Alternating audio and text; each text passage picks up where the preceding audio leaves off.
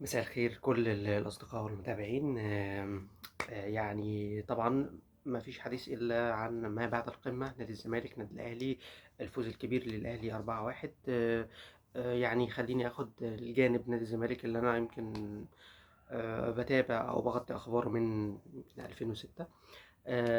حابب أتكلم عن الزمالك ما بعد القمة. نادي الزمالك إيه اللي المفروض يعمله؟ هل خلاص الموسم انتهى بشكل سيء؟ خلينا نقول الخروج الأفريقي، وداع بطولة كأس مصر النسخة اللي فاتت، لسه الفريق مستمر في النسخة الحالية من البطولة، وصل للدور نصف النهائي وهيواجه بيراميدز.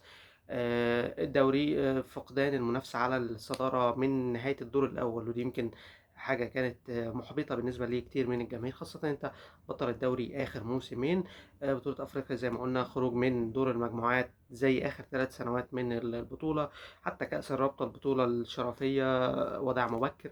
كل دي أمور خلت الموسم محبط، زي طبعا كتير من الأحوال، أو يعني الأحوال اللي بيعيشها الفريق. كان المتوقع إن مباراة القمة اللعيبة تلعب بدون ضغوط شوية. أنت خلاص هتشارك في الكونفدرالية الموسم الجاي، ما فيش بطولة دوري أبطال أفريقيا، فرصة ان انت تصالح جماهيرك شوية. ولكن الظروف اللي كان فيها نادي الزمالك ما كانتش تبشر بأي نتيجة إيجابية.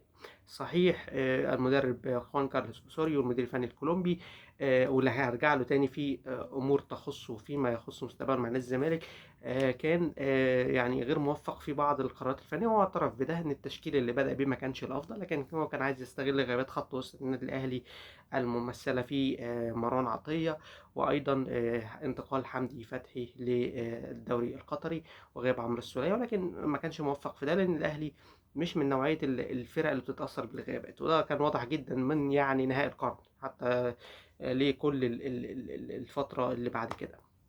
طيب، نادي الزمالك ما بعد القمة ايه المطلوب منه؟ ايه المطلوب عشان تنصلح احوال الفريق؟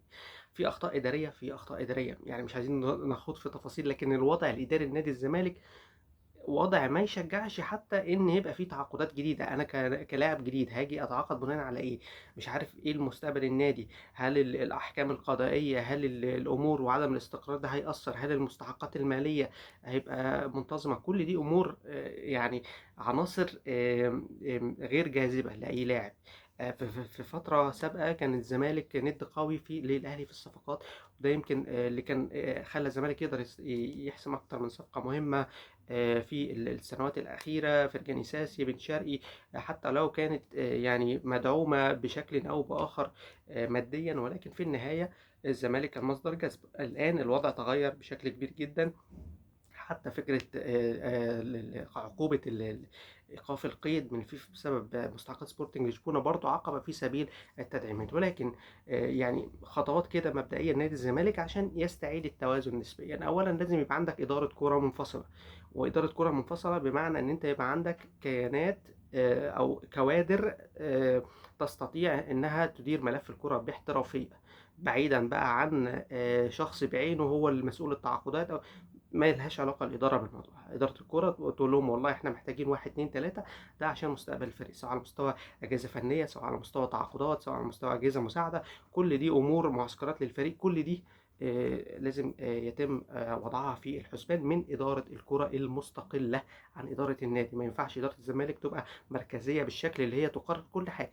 ما يعني في الإدارة الحديثة ما فيش الكلام ده، ما فيش رئيس النادي أو المسؤول هو اللي بيدير كل الملفات كبيرة وصغيرة. صحيح إن في توزيع اختصاصات داخل المجلس، ولكن في النهاية كله بيصب في مكان واحد، أو يعني شخص واحد هو اللي بيتكلم عن كل الملفات. ده مش مطلوب. الفترة اللي جاية لازم يبقى في تعاقدات تليق بنادي الزمالك، إعادة تقييم الملف اللعيبة الأجانب في نادي الزمالك، هل تليق باسم وتاريخ نادي الزمالك أو لأ؟ شفنا مستوى الأجانب في مباراة القمة مش أفضل حاجة. أوسوريو لو هيستمر، أنا بقول لو ليه؟ لأن طبعا الكلام في الصحافة الكولومبية و في أمريكا اللاتينية بشكل عام عن مستقبل أوسوريو، والصحفي الكولومبي اللي أثار الجدل واللي قال إن هو مقرب من أوسوريو، وقال إن هو تلقى عرض من هندوراس، وهو بيفكر جديا إن هو يرحل بسبب عدم حصوله على مستحقاته لأكثر من شهرين من نادي الزمالك.